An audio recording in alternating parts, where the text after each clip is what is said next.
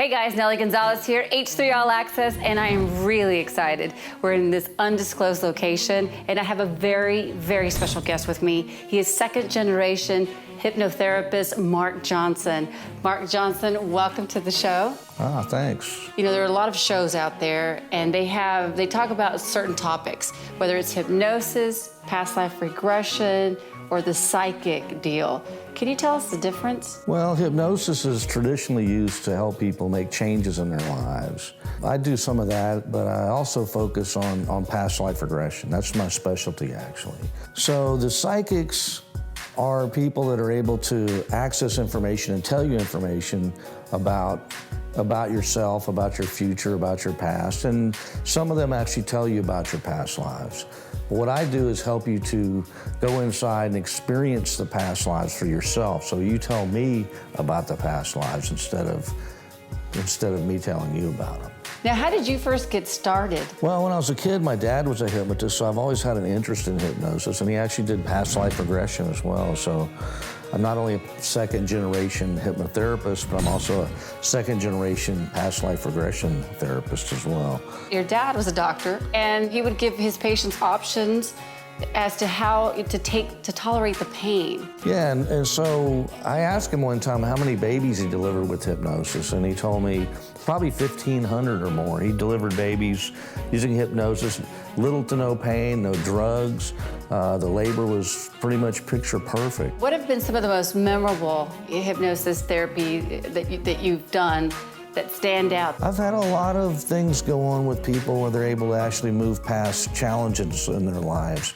Some could be physical pain, some can be disease, and some can be more emotional issues that they've been hanging on to for ever since they can remember. Why are you interested in doing this? Well, you know, through the years growing up watching television, I remember the first time, I don't even know what show it was, but they were talking about past life regression.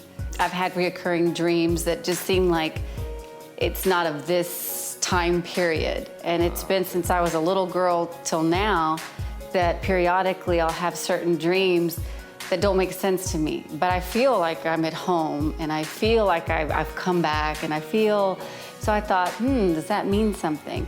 What I tell people is go to the most appropriate time and place. What's important for you? And so that's the main thing, is to find what you need most right now out of this experience. And that whether it's in a concentration camp or in a castle or somewhere else. In a castle. I've had some people that have lived in other worlds, and some people get a little freaked out by that, but when they hear about it, the people that come in, some of them come in knowing that they've lived in another world, and some of them find out they've lived in another world when they go through the session.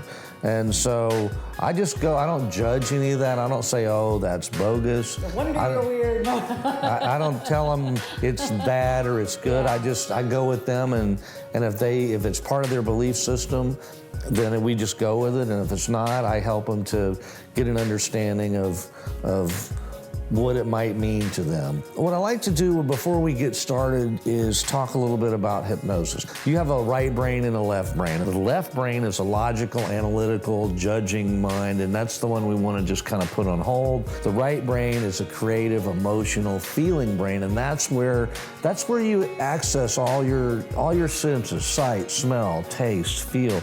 That's all over there, and that's where we're going to stay. We're going to stay on that side. Some people think when you're in hypnosis, you're knocked out, you're unconscious. You see somebody hypnotized, they probably have their eyes closed, so you think, oh, they're sleeping. Hypnosis is not sleep. You're aware when you're in hypnosis. Most people remember the whole thing or most of the session.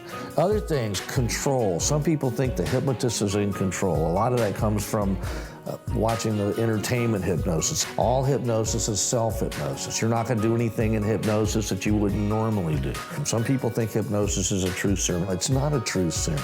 I have different ways of doing this, and my normal way of doing this is having you imagine a cloud up in the sky, and I have you float up to the cloud and sit on the cloud, and then the cloud goes back, takes you back in time, back into your past, and you come down off the cloud and you're in a scene in a past life. So when you come into that opening scene, I'm gonna begin to ask you things.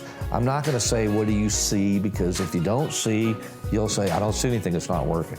But I'll say, what do you notice? What are you experiencing? I might just say, what's happening? Just allow the images, impressions, the feelings, the memories, scenes to come forward. Trust your intuition, trust whatever comes. See with your inner eyes, hear with your inner ears, and listen with your inner knowing. And it's not a matter of trying to remember, you just allow it to happen, and the real story just comes up.